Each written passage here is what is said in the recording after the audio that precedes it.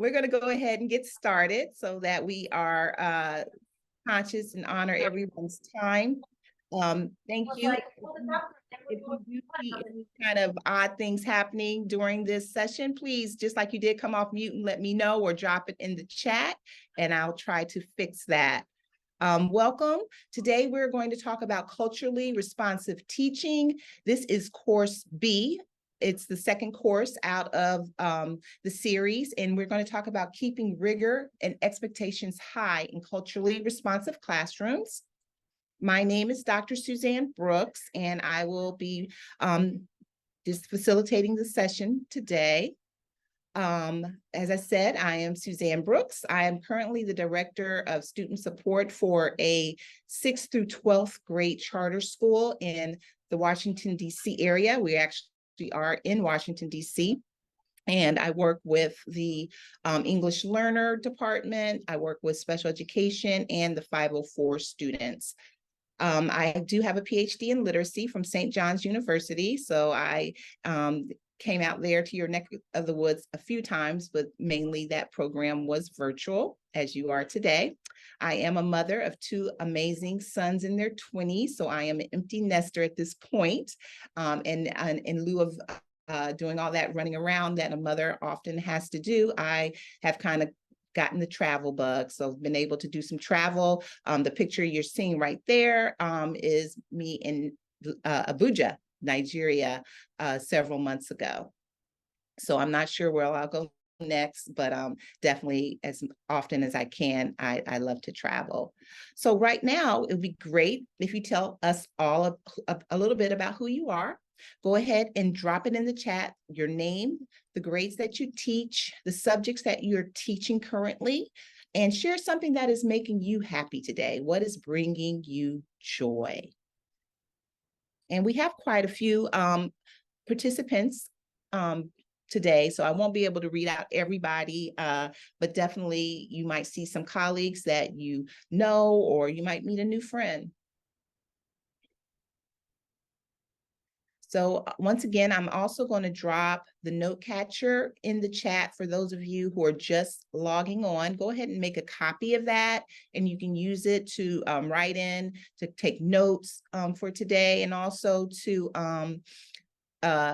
if you don't want to, you can use a piece of paper and a pencil, a marker and a whiteboard, whatever works for you. So we have we see age ranges, 3rd grade, 5th grade. We have special education teachers. We have 1st grade teachers, a kindergarten teacher. Welcome you all to today's session. So we're going to norm this for everybody.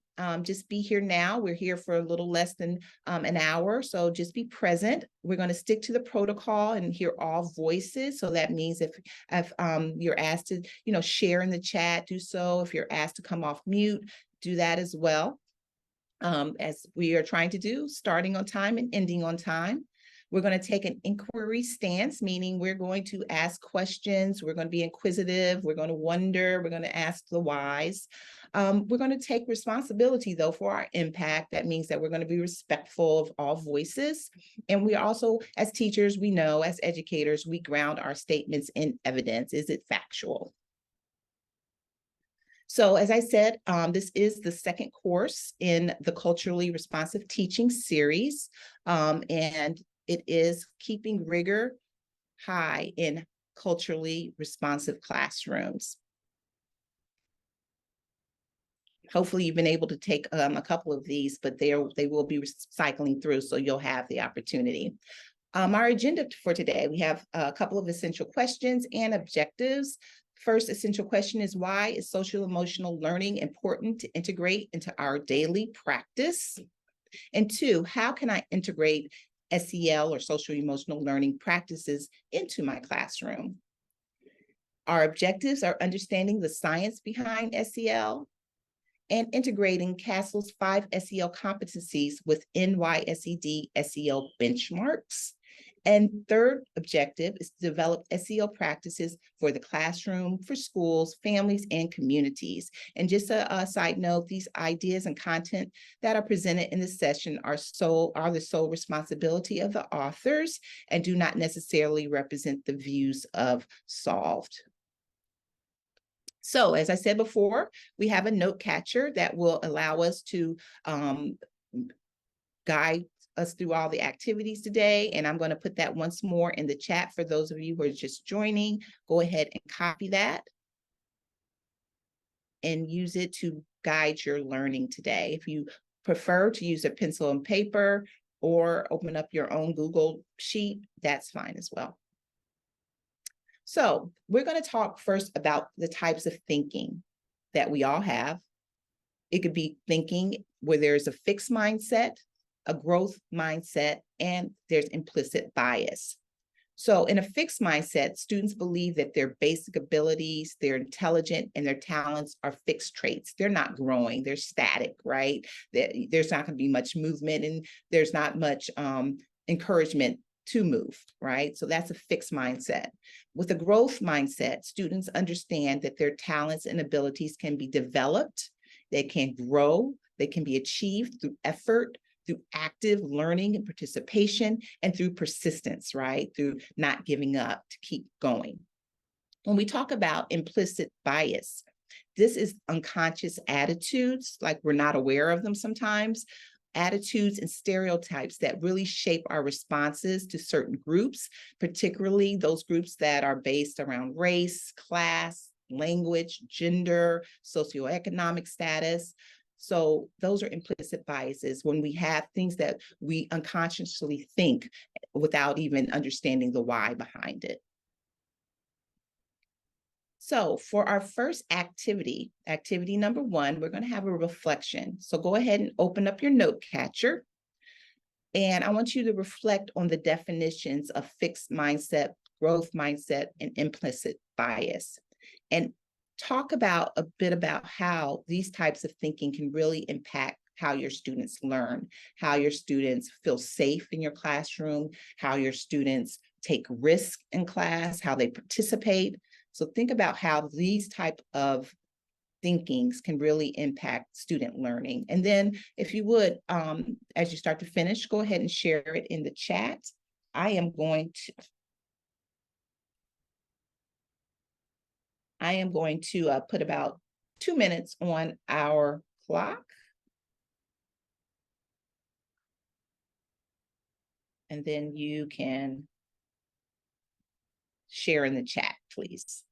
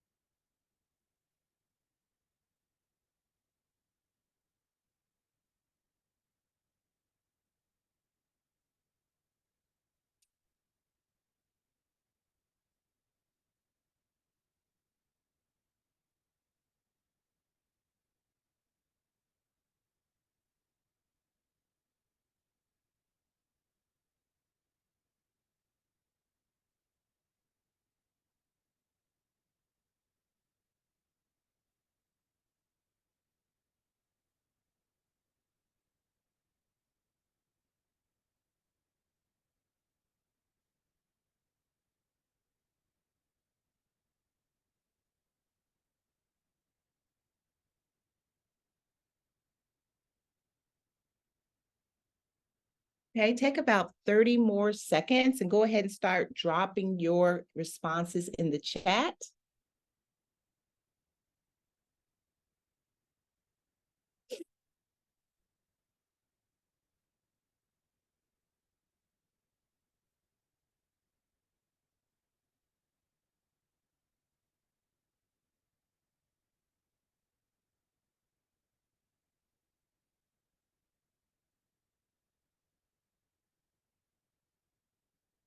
See what we have.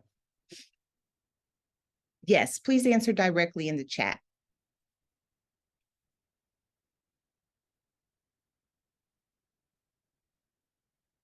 So while you're doing that, we'll continue to move forward.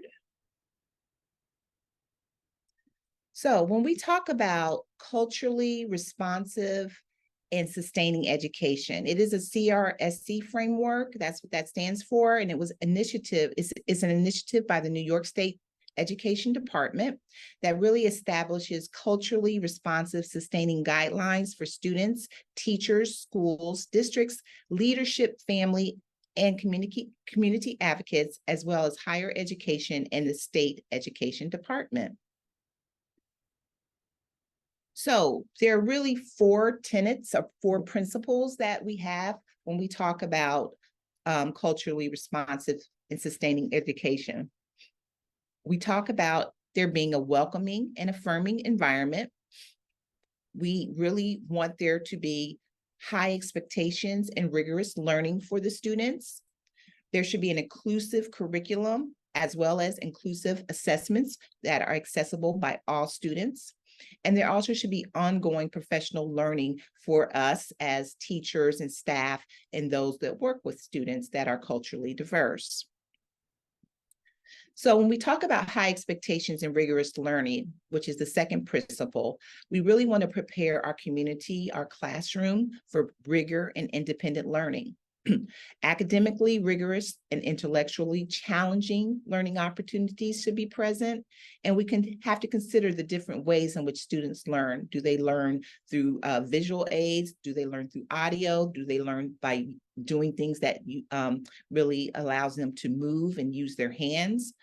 We also have to create instructional opportunities that uses critical reasoning and and allows our students to take academic risks, as well as leveraging their growth mindset, which we know now is a mindset that we know is continually learning and growing and achieving in order to learn from our mistakes. So when we have a growth mindset, we use mistakes as opportunities to learn and grow.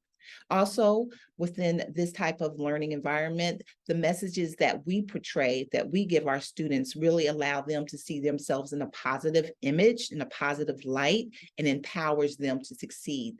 That's how they develop what we call their ability to take risk and their ability to have confidence within themselves.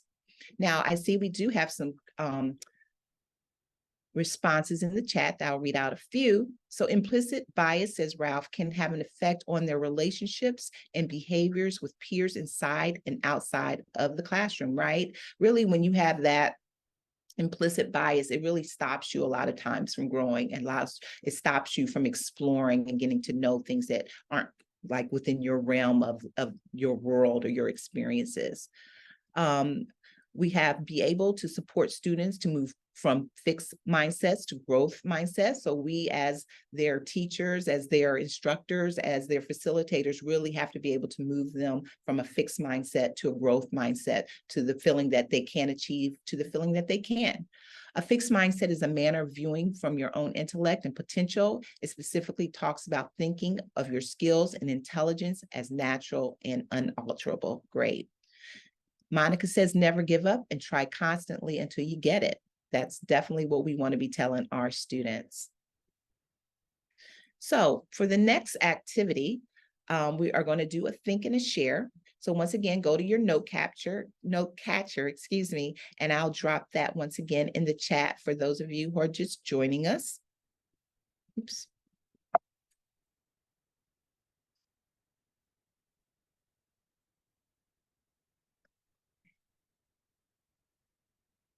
Sorry about that. And when you think of the terms rigor and high expectations, what are the two words that come to your mind? Use a chat to write one word defining rigor and or high expectations in your classroom. So how do you define rigor and high expectations to your students or for yourself? Go ahead and drop that in the chat.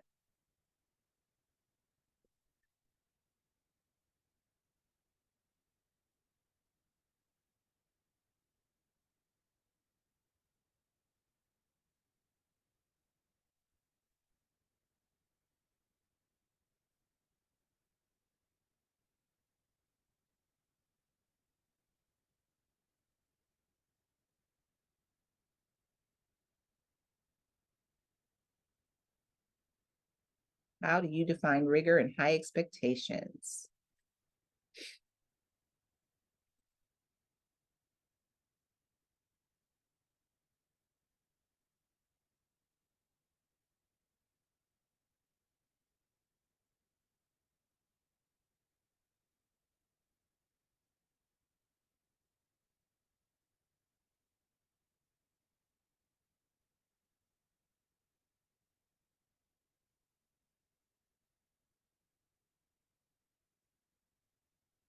Providing challenging questions, says Nicole, giving them time to work through a challenging problem. Right. So when you provide challenging information or challenging work, you definitely have to give them the time to process this information, the time to think about ways that they can answer the question, and the ways that that they can actually share out to the group. Never underestimate what a student can do, says Mervat. Elizabeth says, oh, thank you so much. You're welcome, Elizabeth. Sama says challenging and motivating is how she defines rigor and high expectations. Iris says giving students the opportunity to use problem-solving strategies, right? So you've already developed these strategies for students, and you've taught them these strategies, and now it's the time for them to be able to show you what they know by using them. Monica says, rigor for me is trying your best to overcome your major fear in life. And in class, we can help students overcome their fear if it is academic so they can succeed in school. Definitely. Thank you, everyone who offered those suggestions. You can, guys, scroll through those chats and jot down information that might be pertinent to you as you go forward in with your children. So there is a pamphlet or executive summary called The Opportunity Myth that I found. And it's a 42-page report by the New Teacher Project, TNTP. And what it is about, it examines the quality of students' academic experiences in school. So they went straight to the students and said, hey, what do you feel about this? Or how do you learn? Are you learning what you need to know? Do you feel like your learning is valuable? And this also, they did a long-term study where they found the effect on their long-term successes in terms of after school, post secondary school. And it also conveys how culturally diverse student populations can make significant learning gains. So when we looked at student data, we found that students of color, particularly those from low-income families, English language learners, and students with mild to moderate disabilities had even less access to resources than their peers. And obviously, they should be the ones that we're looking at most in terms of supporting them and making sure that they have access to resources and that are impactful for them, that are engaging for them. But this wasn't happening according to the student data. Also, they found that classrooms that serve predominantly students from higher income backgrounds spent twice as much time on grade appropriate assignments and 5 times as much time with strong instruction compared to classrooms with predominantly students from low income backgrounds. So once again, what we're seeing is those kids, those students from marginalized backgrounds have the less of really what they need and what is appropriate for them in class. Students spent over 500 hours per school year on assignments that weren't appropriate for their grade and with instruction that didn't ask enough of them. So we found that maybe the instruction that we're receiving was lower level, and they weren't really asking them to pull upon a rigorous assignment or a challenging assignment. And we found that students report that their school experience were engaging just 55% of the time. So that other 45% of the time, what are the students doing? They're not engaged, they're not motivated. While more than 80% of teachers supported standards for college readiness in theory, because we all have to use them, they found that less than half had the expectation that their students could really actually achieve and reach the bar to attend college or have some type of successful career. So when we talk about students' key resources, we look at grade appropriate instructional assignments, rigorous instruction, intensive engagement, and high expectations. So those are the resources that really allow our students to go forward and to have a growth mindset and to achieve. So when we access grade appropriate assignments, this allows students who have fallen behind to have greater outcomes than their peers by more than 7 months. When we have stronger instructional practices for students that are significantly behind grade level, we produce about a gain of 6 months of additional learning in that year. Teachers who agreed that students could meet academic expectations offered stronger assignments and instructions, right? So they had a mindset that their students could achieve and grow. Teachers who held the lowest expectations tended to offer lower quality assignments, probably a lot of, I would say, worksheets going on in that classroom. So here's a short clip that's going to tell us a little bit about rigorous instruction that requires students to, first thing, make meaning for themselves. Students have to be doing the thinking in order for it to be rigorous, and not just this controlled pseudo thinking that often happens in schools. It's about students making meaning and making meaning for themselves. The second piece is that students have to impose structure and information, because the way that we know our brains work, the act of imposing structure, the act of organizing information actually deepens our understanding of the information. Third piece is that rigor requires students to take individual skills and put them together to create a process. If we don't show students how to take individual skills and start to put them together to create an entire process, we're cheating them of real thinking, because thinking is not disconnected skills. Thinking is about an entire process. And then the fourth thing is it requires students to apply what they've learned in new and novel situations. With this definition, now when someone says, hey, is this lesson plan rigorous? I can say, well, where in your lesson are students making meaning for themselves? Where are students imposing structure? So now all of a sudden, I've put a definition into the hands of the teacher. So I thought that was a very concise but really good clip, and it just talks about rigor has really 4 principles, and that's making meaning, allowing students to have structured information that they can pull together, taking those individual skills that we develop in our students and creating a process. So taking skill 1 through 5 and thereby creating something that is now a process, that's something that is tangible, and also applying what you've learned in new ways. So what's the teacher's role in fostering rigor and higher expectations for our students? The teacher's role is to have high expectations to deliver rigorous instruction for all students. We need to reflect on our own biases and how that bias might impact our expectations of our students or the decisions that we make for our classroom. We also want to center the identities of all students in classroom instruction. So that means that they are bringing something to the table. They are seeing themselves in the instruction. They are seeing other people that look like them when we put text in front of them or pictures in front of them. And we also want to encourage cultural pluralism, rather than asking students to minimize their identity. So learning that there are different aspects of cultures and that they can all come together to develop learning and to make learning fun.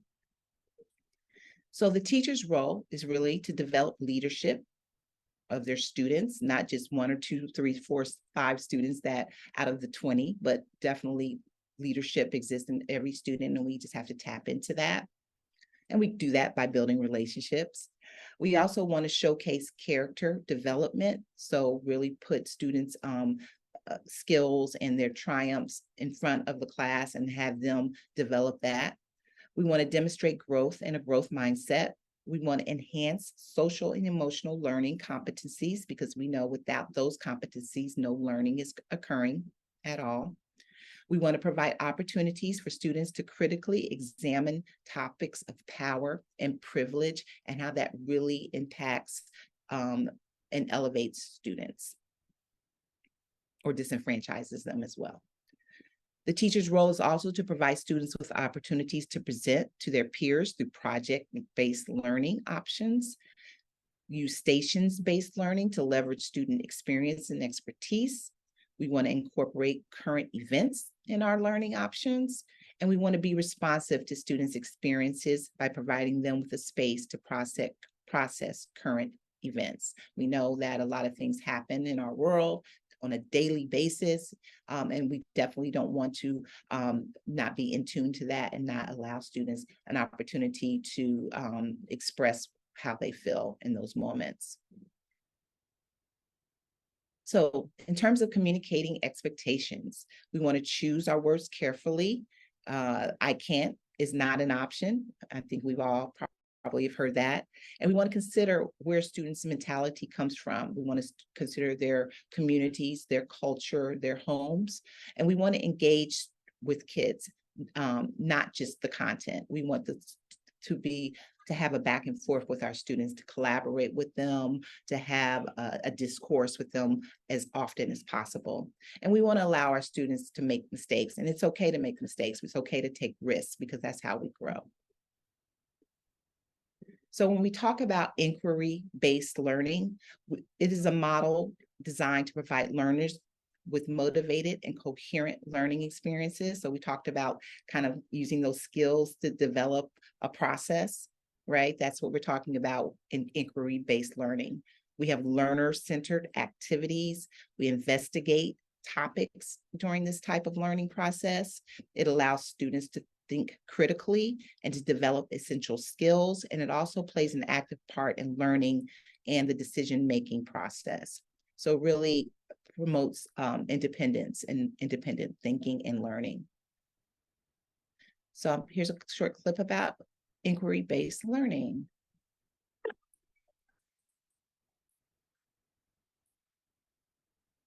Inquiry-based learning can take on many different forms, from highly structured play to students spontaneously asking questions and figuring out how to test them.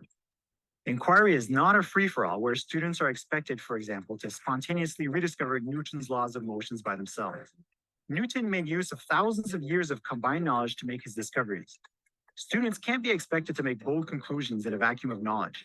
That's why Andrea decides to start her lessons by laying down a foundation of basic content. What simple machines do is they move objects. They help us move objects. I'm gonna write that on. In other words, Andrea is going to teach, teaching content being something that she's comfortable with and knows she's good at. Here, Andrea is teaching about simple machines with an emphasis on inclined planes. One thing Andrea keeps in mind is that the overall expectation in the science curriculum is to link the content to society and the environment. One of these simple machines. All right. Excellent.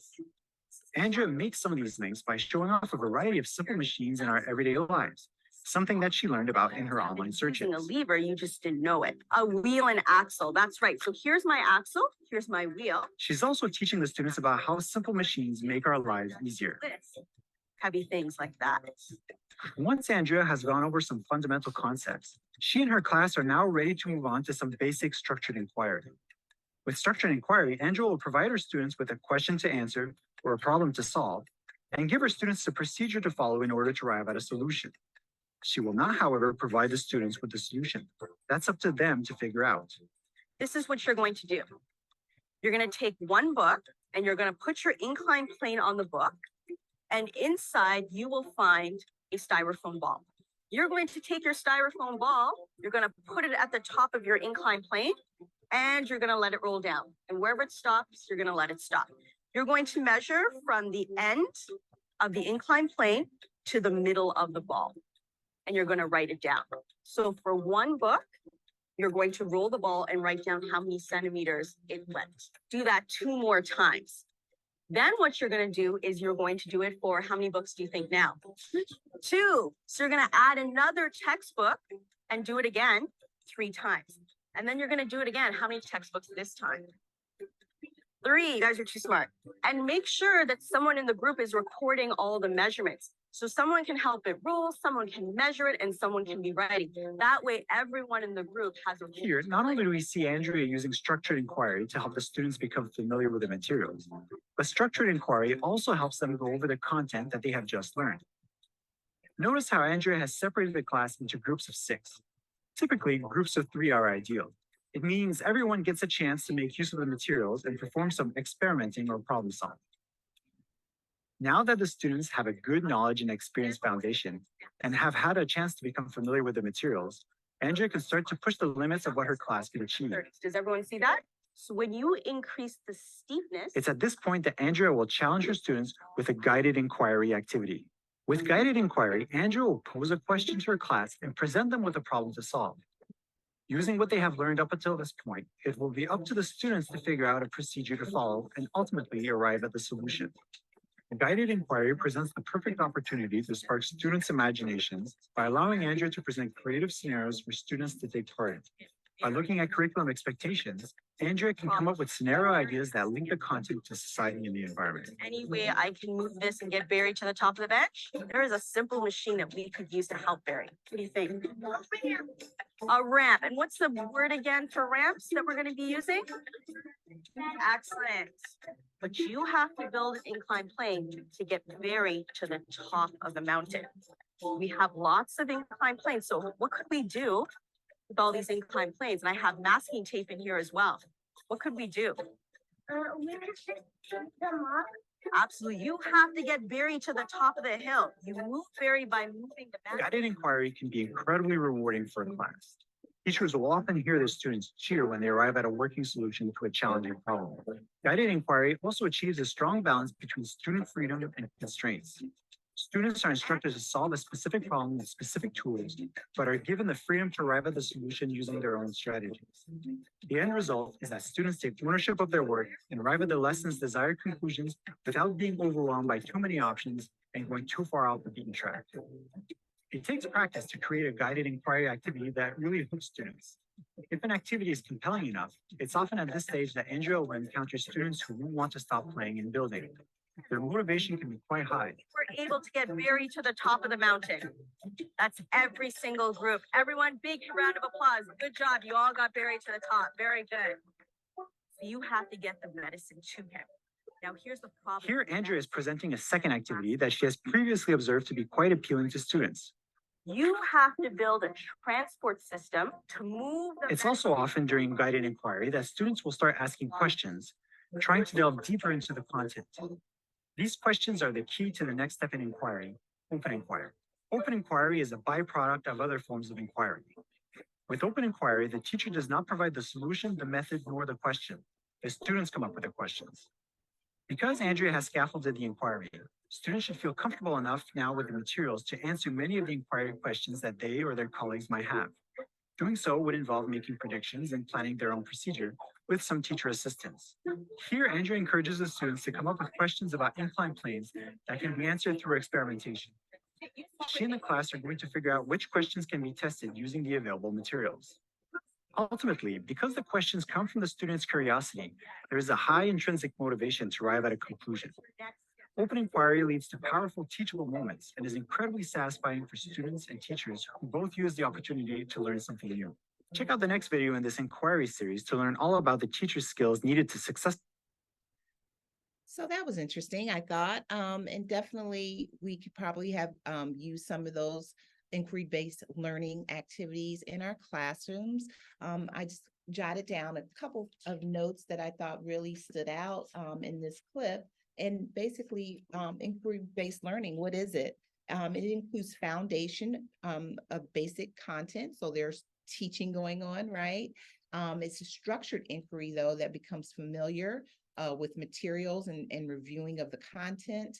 There's the guided inquiry phase where the students actually ask questions, they're posing questions, and then they're also answering the questions, right? They're able to decide what procedures that they want to follow. And the great thing about this is that all of these things are really linked to content and standards-based learning and curriculum.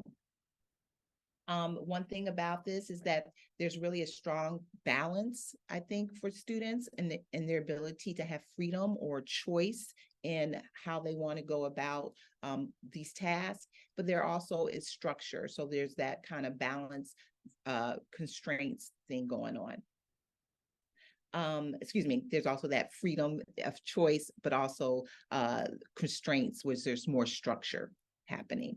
And really the benefits that we see in inquiry-based learning is that there's a high motivation, it's very engaging. The students are able to ask questions through open inquiry, and the students are asking the questions, but a lot of times we find that their peers or them themselves comes to the answers as well. So it's really student-driven, student-focused, student-led, with the teacher really providing a lot of scaffolding for the students. So yeah, that's inquiry-based learning. Drop in the chat if you've used that in your classes. We'd really like to hear. So when we talk about questioning, we're asking and encouraging students to ask good questions, right? So back to the inquiry-based learning, we want to make sure that we teach them how to ask good questions, and we craft questions that will really engage students in higher level thinking. We want to model the type of questioning that we want them to do, and we want them to be able to really have an opportunity to stimulate their thinking, their thought processes, once again, really having that critical thinking flourishing within the classroom, within that environment. And we also want to make sure that when we're thinking about questioning, we also think about the response, right? We want to establish and encourage the use of wait time to allow our students to process the information, to acknowledge the information, and then to use their background knowledge or current information that they've learned to respond.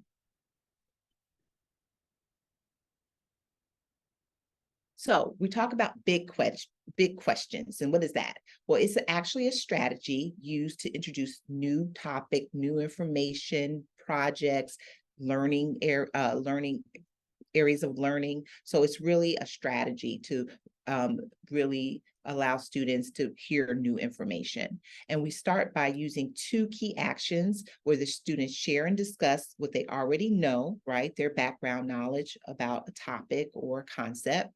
And so you do that by saying, what do we know about behavior that is right or wrong? But it's still very broad in terms of the question. It's an open-ended question. And how do we decide between right and wrong? So that's just an example of big questions that are really open-ended, and it's really used to introduce new information, new topics, new concepts in our classrooms. It really promotes critical thinking. As I said before, it's open-ended in the way that it's asked. And the first line questions, because they're first line questions because there's no bigger question that you can ask. You use this to promote moral thinking and reflecting on social justice issues. And you can also use it to connect ideas and concepts. So when we talk about productive struggle, it's built on the idea that creates opportunities for students to engage in effortful practice to build their skills and move beyond passive learning. Productive struggles help students create a sense of autonomy from their instructors, so they're growing in their independence. It also fosters a growth mindset, and it also allows them to consistently overcome obstacles, not to give up, right? They are ways to develop new skills in a supportive environment, which is your classroom. So for our third activity, I want you to open up your note catcher, and I once again will drop it in the chat for anyone who did not get a chance to copy that. You can also use a sheet of paper and a pencil. I want you to complete the chart and answer questions related to high expectations and student engagement. And go ahead and share your information in the chat, if you will, after you're done. And we're going to give you about 2 minutes to work on that.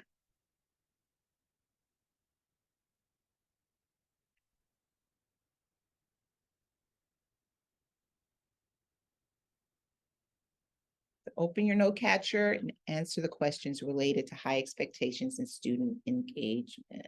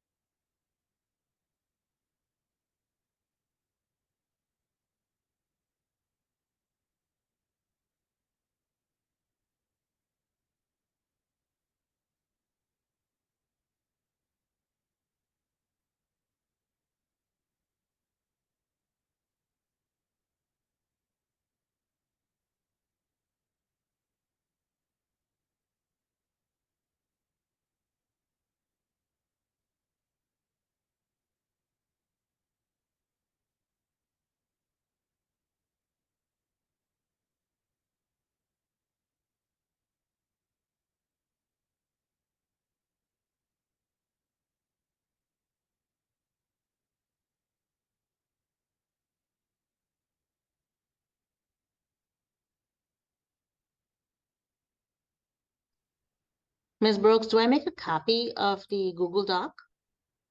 Yes, you can make a copy of the note catcher. Are you able to? I'm trying right now. If you cannot, just go ahead and hopefully you can see the questions and then you can just write on the sheet of paper. Okay, thank you. Mhm.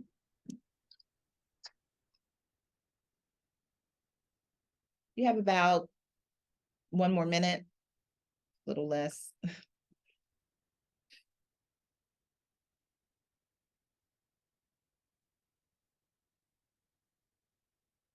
So as you all start to finish up your writing, I'm going to go ahead and share out what some of you are saying. So the questions are, how can I communicate that I have high expectations for all students from all backgrounds? And how can I help students develop high expectations for themselves? And then how can I ensure students do not disengage from the lesson? So Ramona says that tell students that I think well of them, or actually, I guess she tells students that she thinks well of them and tells the other staff members how much she appreciates them and offers chances to participate, providing particular comments. So what she's saying is that she's very individualized in terms of how she builds relationships with the students, providing them with comments that really pertain to what they are doing, learning, saying, and offering in the classroom. So that's great.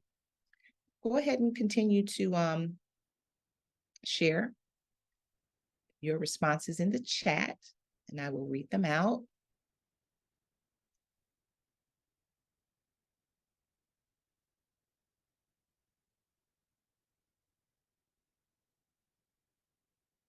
Ralph says, how can I ensure students do not disengage from the lesson?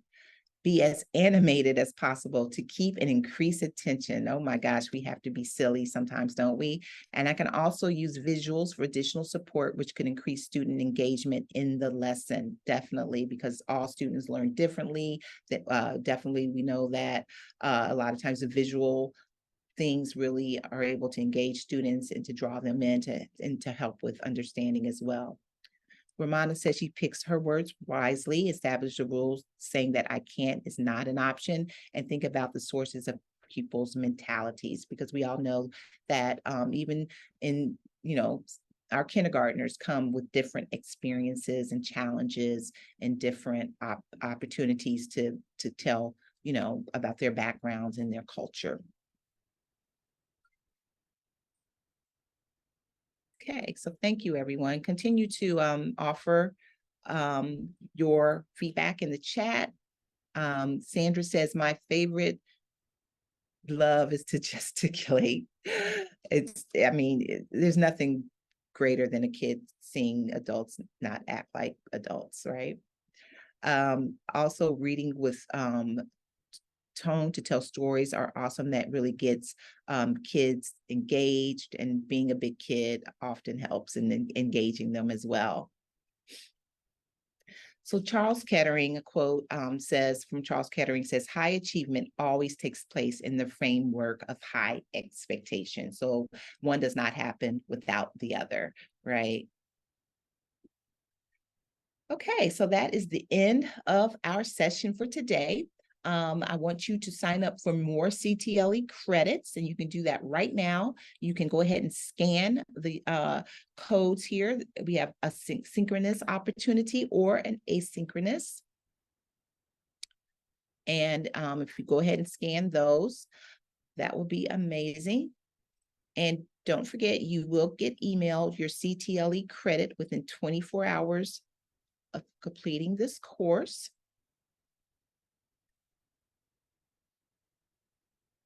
While you are scanning that, I'm going to read off some of the other things that you dropped in the chat. Mervat said, as a teacher, we should listen and respect student voices. Definitely. Student voice, student choice. Nashia said, I set model examples to set high expectations, and the model should be able to connect with their lives, because when they see something that really connects with their lives, they become engaged, right? They have identities, and their identities should be represented in the classroom. So awesome. Iris says that communicating high expectations She finds students' interests, helps students understand their voice are important. Once again, having their identity represented is amazing, and it also allows them to be engaged. Nicole says, I can ensure students do not disengage from the lesson by providing high engagement texts, right? So there might be something students are interested in. It might be identity, seeing themselves represented in the text, might see something that they want to explore, know more about. It could also be cultures that they aren't familiar with, but they have an interest in. And also thinking about the type of learner they are, providing all modalities of learners, right? Because learners often, we all learn differently. And also making text to self connections when possible. Definitely having that identity represented is important. All right. Wanda says, I never take, I can't do it. Michael says that he cannot scan. Okay, I'm going to provide everybody with a email address that if you are having problems scanning or you don't for some reason get your certificate, you can definitely email. If you weren't signed up for this course, you can go ahead and email as well and get your name on the list so that you can get your certificate. And I will be posting the survey in the chat. Someone's been here before. So we are going to talk about the $50 Amazon gift card that you can get if you refer 6 of your colleagues. So make sure you do that. And I will be giving you a survey. For those of you who aren't able to get your certificates or didn't sign up, go ahead and reach out to admin@solvedconsulting.com. And it's right here at the bottom of this slide.